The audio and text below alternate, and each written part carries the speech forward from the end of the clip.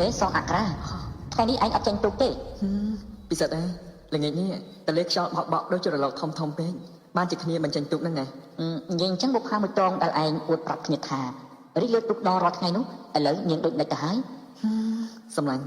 តាំងពីស្ពានជ្រោយចង្វាគេតបខ្ជាប់រួចមកនោះគ្នាមិនអាចឆ្លងទូកគ្នាទេគេឆ្លងស្ពានតែរហូតអូឥឡូវតែនិយាយគ្នាអាក្រាមិនទាន់អីផងថ្ងៃលើកដំបូងរលុកទឹកនាង